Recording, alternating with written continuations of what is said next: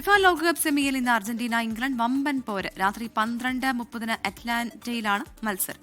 ജയിക്കുന്ന team July 20 നടക്കുന്ന ഫൈനലിൽ സ്പെയിനിനെ നേരിടും.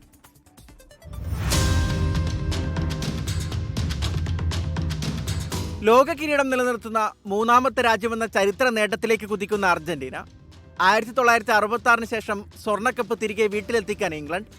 വെറുമൊരു മത്സരത്തിനപ്പുറം രാഷ്ട്രീയവും യുദ്ധവും പ്രതികാരവുമെല്ലാം സമ്മിശ്രം ചാലിച്ച ക്ലാസിക് പോര്. അറ്റ്ലാന്റയിൽ ഇന്ന് തീപാറും.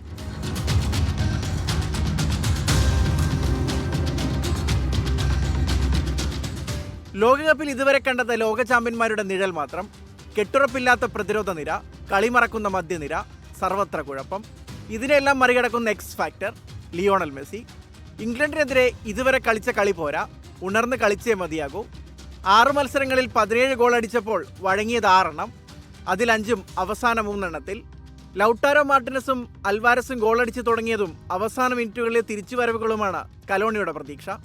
പ്ലേയിങ് 11-ൽ ഇന്ന് മാറ്റങ്ങൾ ഉറപ്പ്. തോൽവി അറിയാതെയാണ് ഇംഗ്ലണ്ടിൻ്റെയും വരവ്. ക്രൊയേഷ്യയെ തകർത്ത് തട്ടുപൊളിപ്പൻ തുടക്കം.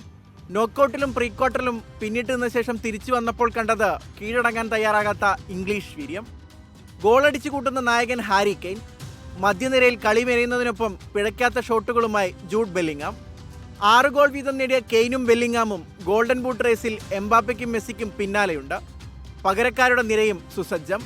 പ്രതിരോധമാണ് ഇംഗ്ലണ്ടിൻ്റെയും പ്രശ്നം. 13 ഗോളടിച്ചപ്പോൾ വഴങ്ങിയത് 6 എണ്ണം. ലോകകപ്പിൽ ഇരു ടീമുകളും നേർക്കുനേർ വന്നത് 5 തവണ. 3 എണ്ണം ഇംഗ്ലണ്ട് ജയിച്ചപ്പോൾ അർജന്റീനയ്ക്കൊപ്പം 2 ജയം. ഏറ്റവും ഒടുവിൽ 2002 ലോകവേദിയിൽ ഏറ്റുമുട്ടിയപ്പോൾ ഡേവിഡ് ബെക്കാമിന്റെ ഗോളിൽ ഇംഗ്ലണ്ട് ജയിച്ചു കയറി. 7ാം തവണയാണ് അർജന്റീന ലോകകപ്പ് സെമിയിലെത്തുന്നത്. 6ലും ജയിച്ചു. ഇംഗ്ലണ്ടിനിത് 3ാം സെമി. ഒരെണ്ണം ജയിച്ചപ്പോൾ 2 എണ്ണത്തിൽ കാലിടറി.